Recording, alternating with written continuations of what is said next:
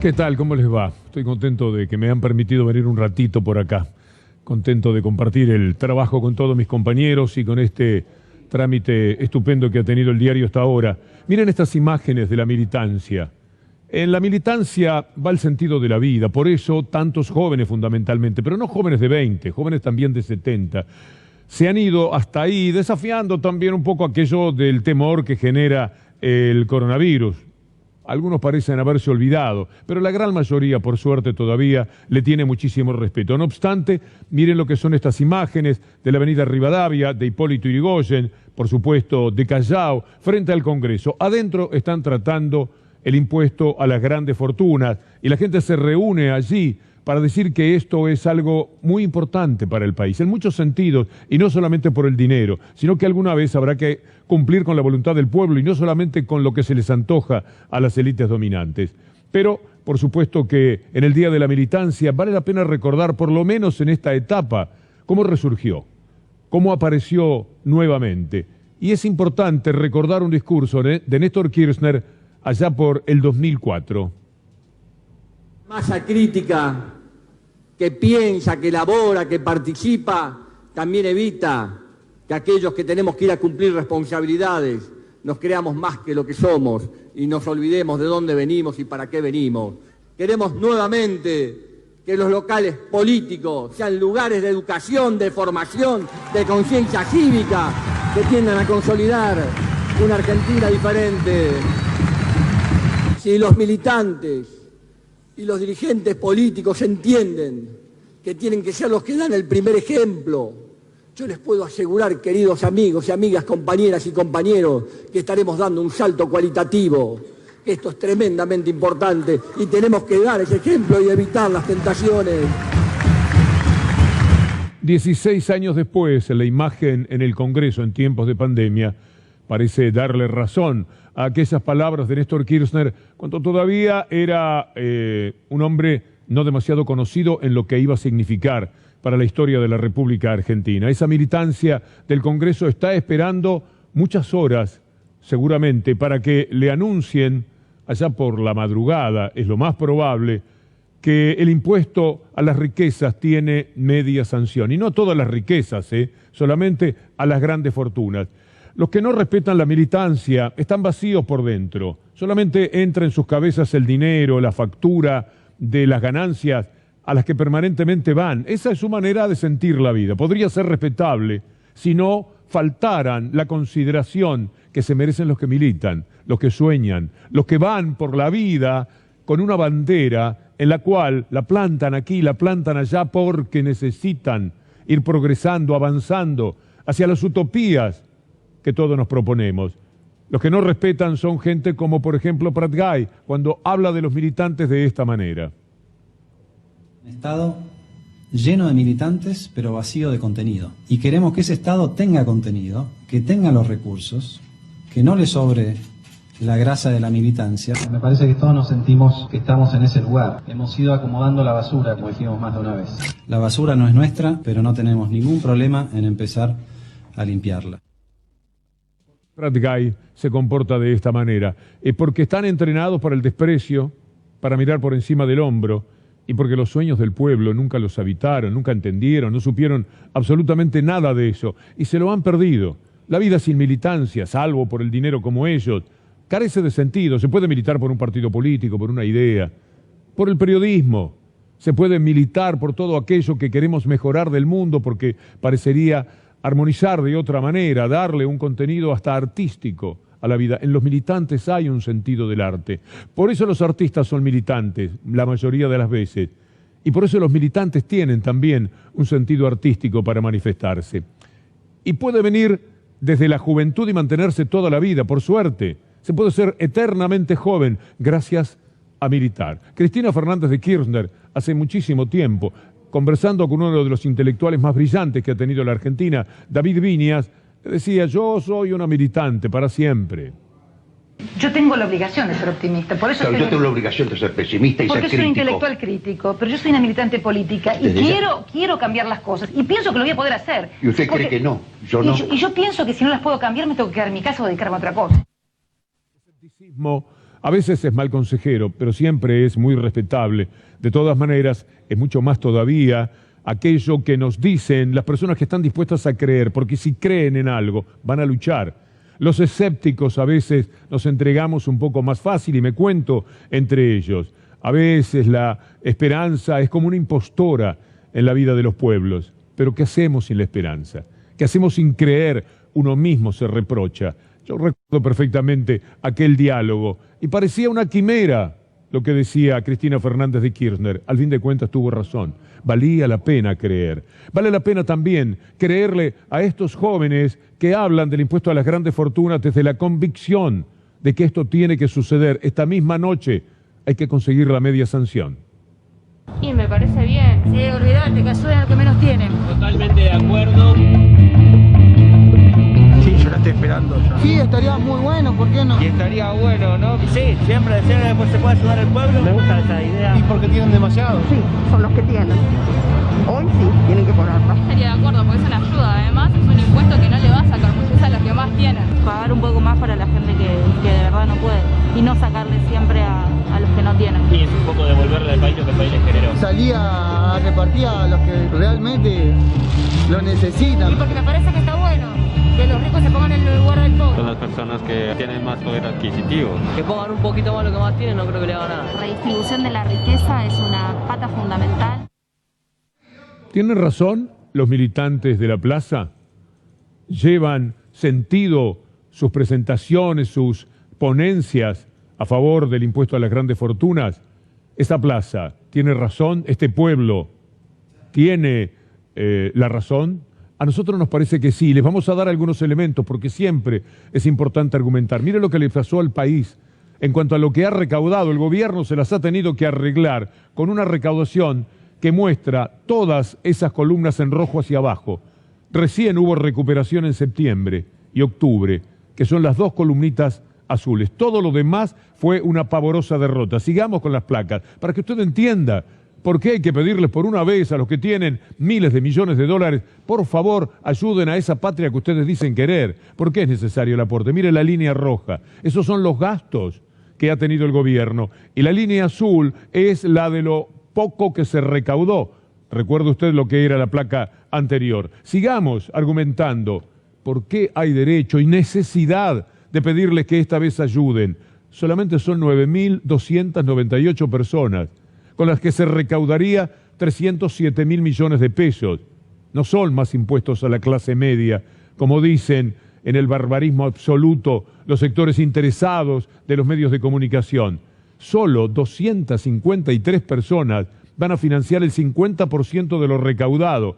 Hay 253 personas en condiciones de poner 150.000 millones de pesos. Vea esta otra placa, porque queremos que usted entienda, esto es lo importante. Ahora va a haber algo increíble. Descubra la línea roja, casi imperceptible en este círculo azul. Le voy diciendo, en la Argentina, acérquense por favor, en la Argentina solo 440 personas poseen entre el 6,5 y el 9% del patrimonio argentino. El 83% de los bienes lo tienen afuera. La riqueza es offshore. Ahora bien, el círculo. La línea roja es el porcentaje de personas alcanzadas por el impuesto. ¿Usted la ve? Prácticamente no. 0,04%. No tienen vergüenza.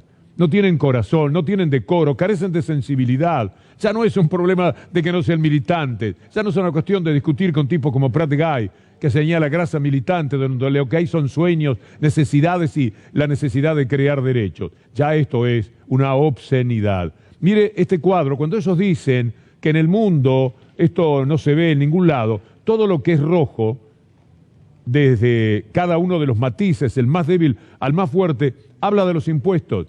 35% es el impuesto a la renta individual en la Argentina. 40% llegan en algunos casos hasta el 55% en otros países. El muy rojo, que es Finlandia, es el 55%. Y los demás, los muy rojos, están en eso. Francia, mire, Eslovenia, los demás, España, Portugal está también entre los que mucho toma de impuestos. España, Italia, un poco más cerca del 40%. Pero esta es la purísima realidad. Y por último, una placa más, para que usted entienda cuál es la necesidad. Impuestos, no. El impuesto directo a la riqueza en Argentina se llama impuesto a los bienes personales. Mire lo que hizo Macri, sirviendo a su propia élite. Todas las columnas son las recaudaciones desde el 2007 hasta el 2016. Rebote del 2015, mire lo que se había recaudado. 2016, 17, mire lo que fue el 18 y el 19. Esto es una barbaridad. Por eso es necesario el impuesto a las grandes fortunas.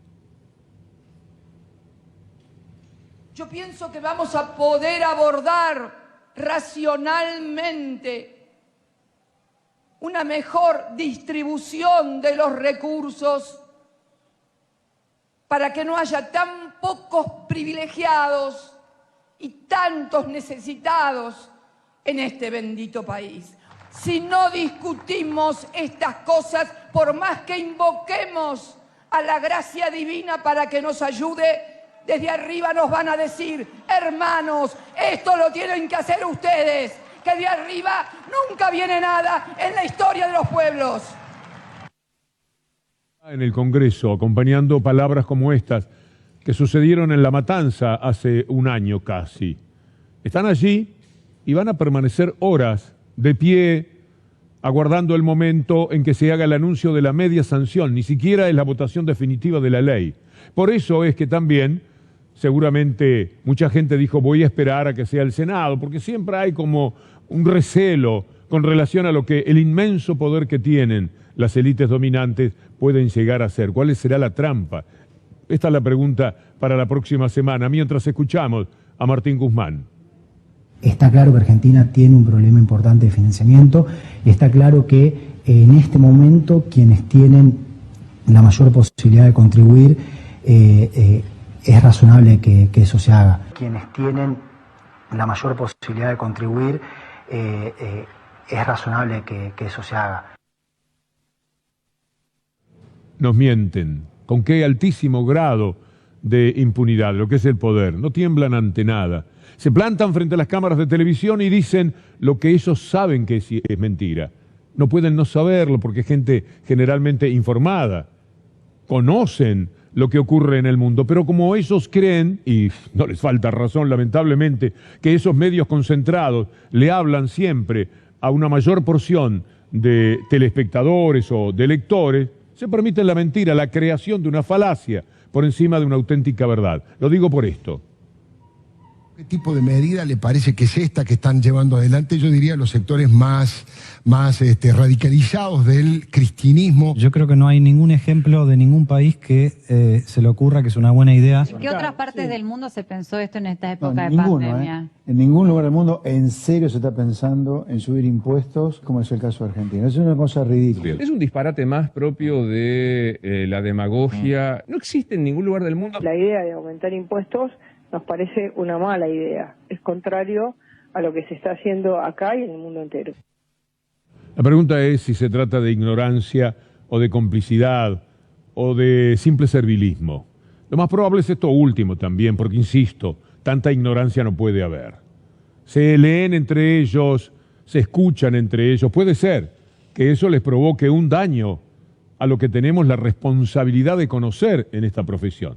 Pero en líneas generales se trata de esa pertenencia a la derecha. La derecha tiene los beneficios económicos, los beneficios de la pertenencia, los contactos. No se puede casi vivir sin la derecha cuando uno quiere hacer algún tipo de carrera más o menos importante. Por eso se portan así, porque de otra manera, como no recibieron estas noticias, no leen los mismos diarios que nosotros, lo que ahora mismo le presentamos. Dos de ellos tienen amigos o conocidos que tienen más de 2 millones de euros en el banco o ganan más de 600.000 euros. Estamos hablando de un 1% de la población española que tiene que contribuir al desarrollo económico de nuestro país. Que é a questão da taxação das grandes fortunas, que são aqueles que estão no topo da pirâmide, são os bilionários que podem contribuir efetivamente para minimizar o sofrimento do povo brasileiro. Все выплаты доходов в виде процентов и дивидендов, уходящие из России за рубеж в офшорные юрисдикции, должны облагаться адекватным налогом. En Italia lo presentó el oficialismo. En el Reino Unido es la oposición la que está reclamando que haya un pago extraordinario de las grandes fortunas. En Suiza la oposición también lo reclama. Es contrario. Bueno, pasamos otra vez a la gente en el Congreso. Estaba pidiéndole a mis compañeros verlos de nuevo, porque ¿sabe quiénes podrían estar ahí? Algunos de los ricos más famosos del mundo. Gente que se da cuenta que Joker, la película, no es un invento, que estamos en peligro, porque hay gente que se va a enojar mucho, ya están enojados. Y como la única posibilidad que va quedando es la revolución individual, la que cada uno encara, pistola en mano, huyendo, robando, haciendo lo que se pueda para sobrevivir, el mundo se va a poner cada vez más difícil. Alguna vez no bastará con esconderse detrás de los altísimos muros, en los barrios privados, porque hay que salir de vez en cuando. Y está feo el mundo afuera, porque ellos lo han hecho así, y no por la pobreza. América Latina es la región más desigual de la Tierra. No la más pobre es África, pero sí la más desigual. Es demasiado lo ostentoso, lo que se muestra que se tiene, lo que le pegamos a la gente, cada aviso de televisión, el mejor auto, el mejor perfume, las mejores joyas, y mientras tanto la gente se está muriendo de hambre y tiene que ir de la mano con sus chicos a los comedores, se nos va la mano. Es impracticable un mundo así, no se puede sobrellevar. También por ese lado, hasta el de la conveniencia tendrían que entenderlo. Por eso Bill Gates podría estar, Bill Gates, ahí, parado frente al Congreso, esperando que salga la media sanción. Y la sobrina nieta de Disney también podría estar ahí. Y muchos millonarios que se llaman patrióticos y que en este caso podrían tener un poco de razón en los Estados Unidos.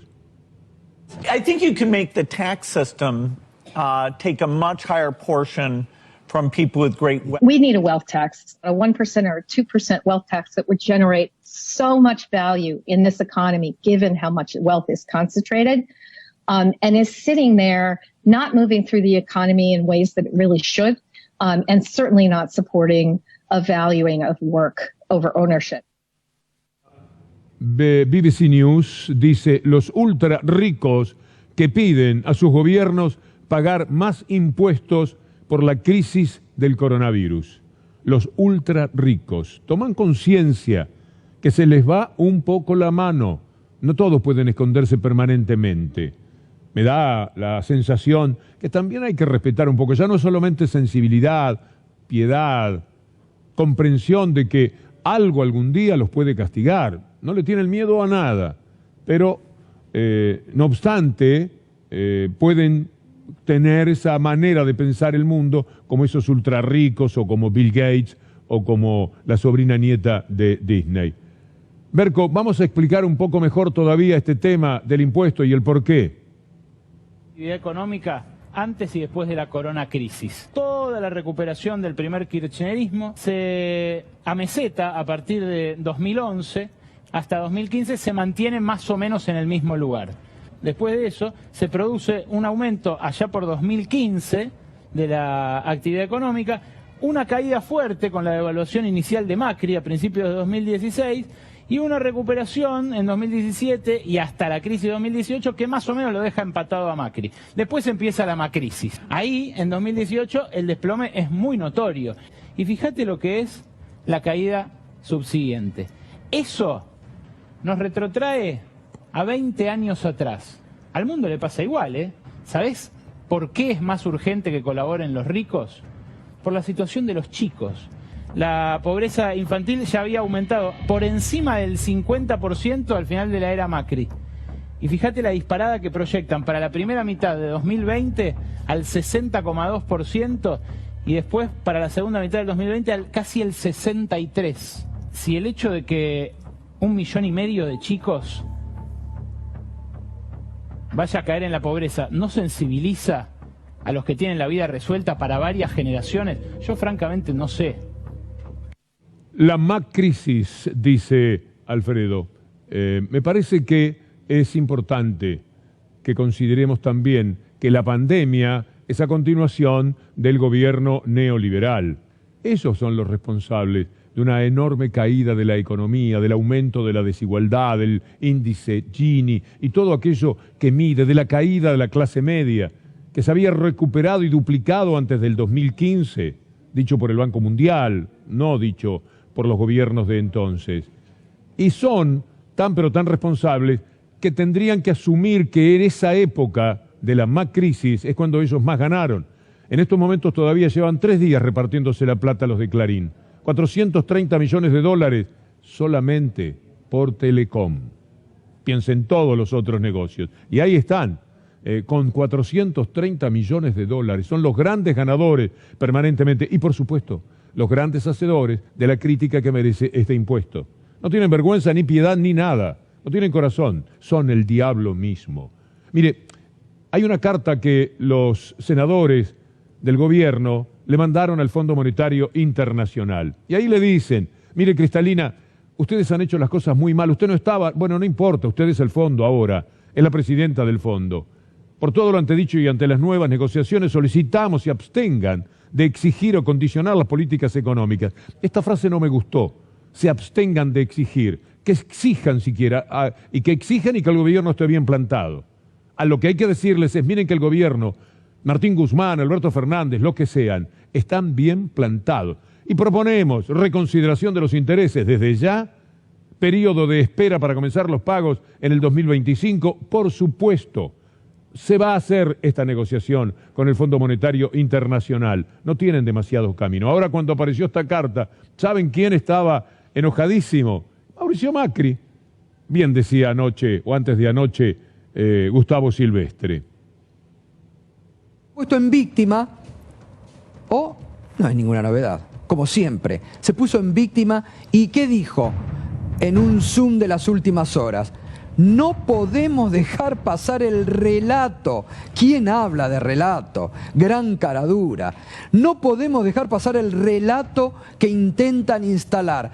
Hay mucha gente que cree que hicimos eso para fugar capitales. A la larga nos pega a todos. Y sí, se la fumaron.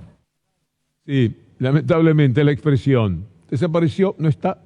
La plata del Fondo Monetario Internacional, ¿dónde está? Y el fondo sabe. El fondo traicionó sus propios artículos. El fondo recibió órdenes de Donald Trump. Lo ha dicho el asesor principal para América Latina, que ahora es el presidente del Banco Interamericano de Desarrollo. No lo pueden ocultar. Y lo hizo Trump porque quería geopolíticamente mantener a la derecha en el poder en la Argentina. Por eso a él sí le simpatiza a Bolsonaro, por ejemplo. Y desde ya que Mauricio Macri. Entonces, a ese enojo por lo que se dice al Fondo Monetario Internacional, convengamos en lo siguiente, el propio FMI sabe lo que hizo. El 20 de octubre, como en otras fechas de este año y también del año pasado, ya fue tomando conciencia, dura autocrítica del FMI por el préstamo a Macri. Ellos mismos lo están diciendo, porque son conscientes de que las hicieron todas. Este sábado, aquí en C5N y en todo el país, por distintas redes, se va a estrenar la película Vicentín, que fue el corolario de toda la brutal estafa del gobierno neoliberal a cargo de Mauricio Macri y de los que ahora están contando plata de Telecom y de aquellos que lo primero que hicieron en la pandemia fue echar gente de sus trabajos, o la de estos estafadores de Vicentín, que se llevaron nada más que del Banco Nación con la anuencia, la aquiescencia de Mauricio Macri, 18.000 millones de pesos y otros 5.000 millones de otros bancos siempre del Estado. 23.000 millones de pesos, 350 millones de dólares. Saque la cuenta de lo que es ahora 350 millones de dólares. Veamos una partecita, le damos a probar de la película que se estrena el próximo sábado, dirigida por Joaquín Polo, producida por Pepe Albistur, aquí en C5N. La relación con el macrismo fue muy estrecha, directamente con el presidente de la Nación. ¿Qué hacía el presidente de la Nación? Levantaba el teléfono y le decía a González Fraga, presidente del Banco Nación, canilla libre los créditos para Vicentín. Este mecanismo era, vos me das un favor, Vicentín, el favor es colocar dinero para la campaña y yo te voy a premiar facilitándote la obtención de los créditos que me estás solicitando. Vicentín, de gran empresa a gran estafa. Es esa militancia que tenemos ahora en la plaza frente al Congreso, hoy por el impuesto a las grandes fortunas. En otras ocasiones, las razones fueron protestar ante los desmanes que se podían cometer desde el gobierno que terminó en 2015. Eran repudiados y perseguidos. Esta militancia de ahora tiene que ver con todas las militancias. Muchos de los que están ahí y muchas lo han hecho por sueños como la legalización del aborto en la República Argentina, para que aquella práctica clandestina se convierta en algo protegido por el Estado, para que, como sucede en Uruguay, mueran muchas menos mujeres. No va a ser obligatorio el aborto. Y quien no se lo quiera practicar tiene razones personales, muchas veces religiosas, aunque hay muchas católicas que están por la despenalización del aborto, muchísimas. Pero de todas formas, el que tiene una convicción religiosa, que no se la traslada al que ni siquiera cree en Dios, es que no hay derecho. Bueno, esa militancia tan fuerte, tan vigorosa, que las mujeres han llevado a cabo en tantos aspectos, porque de la militancia es hijo todo lo que de alguna manera tiene que ver con estas luchas que estamos mencionando como militancia.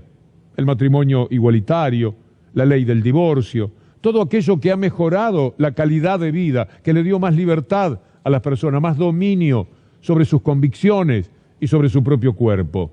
Alberto Fernández ha explicado de esta manera el viaje emocionante que ha hecho desde su lugar de trabajo hacia el Congreso el proyecto de legalización del aborto. En el día de hoy enviaré al Congreso de la Nación para su tratamiento 2 proyectos de ley para que todas las mujeres accedan al derecho a la salud integral. La criminalización del aborto de nada ha servido. La legalización del aborto salva vidas de mujeres y preserva sus capacidades reproductivas. El dilema que debemos superar es si los abortos se practican en la clandestinidad o en el sistema de salud argentino. Sea ley, como el título de la película de Juan Solanas, El hijo de Pino, laureada película internacional, estrenada en Europa con enorme respeto en los festivales. Aquí está un pequeño acompañamiento para todas estas ideas de la película que tiene el título de nuestra pantalla, Que sea ley. La muchacha hoy, adolescente, sabe que con ella no pondrán. Ella será un testimonio vivo de esa resistencia y que finalmente coagula en esta posibilidad de decidir libremente sobre sus propios cuerpos. Es el momento de que recuperemos ese control sobre nuestro propio cuerpo y que sea en libertad. ¡Aborto legal ya! Esta es una ley que se gana en la calle. A las mujeres en sus casas, a nuestras madres y a nuestras hijas. Que el aborto sea legal, seguro y gratuito. Que sea ley.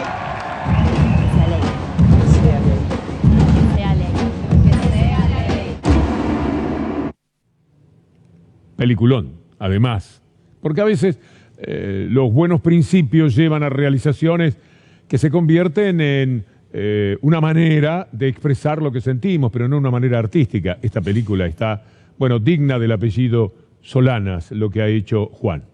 Mientras tanto, digno de épocas de mucho autoritarismo, es lo que ha hecho Soledad Acuña, la ministra de Educación de la Ciudad de Buenos Aires. Su provocación, llevarse todo por delante. Tengo entendido, para entender algo de dónde viene esa raíz autoritaria, esa se formó en Bariloche, en el colegio del que era dueño Priebke. ¿Se acuerdan? El de las fosas ardeatinas, aquel hombre que llevaron a Italia y lo condenaron a cárcel perpetua, murió a los 100 años. Él era el hombre fuerte del colegio donde iba Soledad Acuña. Por ahí los profesores, los maestros que tuvo se identificaban con eso, porque de otra manera, ¿cómo entender la falta de respeto que ha tenido con algo que usted, yo y cualquier persona bien nacida tiene en su corazón, que es el respeto por sus maestros? Si le debemos a veces más a los maestros que a nuestros padres, en función de que con ellos hemos estado mucho más tiempo en nuestra vida. El humanismo que podemos tener viene de los consejos, de la palabra, de la caricia, de la amistad y del conocimiento y de la formación de los maestros. Andamos toda la vida con un maestro en el corazón. ¿Qué pensará alguna maestra? Bueno, si son de ahí, quizás piensan como ella, pero alguna maestra debe haber quedado dolida. Así que pensabas eso de mí, ministra, esto es lo que crees. Vale la pena recordar por qué estamos diciendo esto, esas palabras provocadoras, irrespetuosas, inclementes de la ministra Acuña. son personas cada vez más grandes de edad que eligen la carrera docente como tercera o cuarta opción luego de haber fracasado en otras carreras. Y si uno mira por nivel socioeconómico, la verdad que son de los sectores cada vez más bajos socioeconómicos los que eligen estudiar la carrera. Bueno, tú has tenido un apoyo importante, Soledad Acuña, puede estar tranquila. Salió a decirle, bravo, Soledad, inefable, Patricia Bullrich. Lea conmigo, porque es interesante ver cómo Dios las cría y ellas se juntan. Soledad Acuña expresó un sentimiento generalizado en la comunidad educativa. Venimos trabajando con docentes, alumnos y padres para que las escuelas no impongan lo que se debe pensar. Tomó por ese lado. No se acuerda de lo que mostrábamos ayer, uno de los tantos discursos de Macri hablándole a los pibes el día de la bandera, en aquel momento contra los moyanos, siempre bajando línea. La educación es lo contrario al adoctrinamiento, dicho por Patricia Bullrich. Apoyo a la ministra, con los chicos no. Pero todo Cambiemos funciona así, Soledad no está sola. Cambiemos, hasta llega a la represión, como van a ver en el final de este material. Así es Cambiemos con los docentes. La terrible inequidad entre aquel que puede ir a una escuela privada versus aquel que tiene que caer en la escuela pública. Nadie que nace en la pobreza en la Argentina hoy llega a la universidad. No sé si pensaban que el presidente iba a decir ahí está todo bien en la escuela estatal. No, la gente hoy se cae en la escuela estatal porque si puede elegir, se va de la escuela estatal. Entender también que la cultura del paro docente lo que termina fortaleciendo es la fuga a la escuela de gestión privada. Y esto está estudiado, son números concretos. Todos los maestros van a ser respetados, cuidados y bien remunerados. Ese es mi compromiso. Vamos juntos.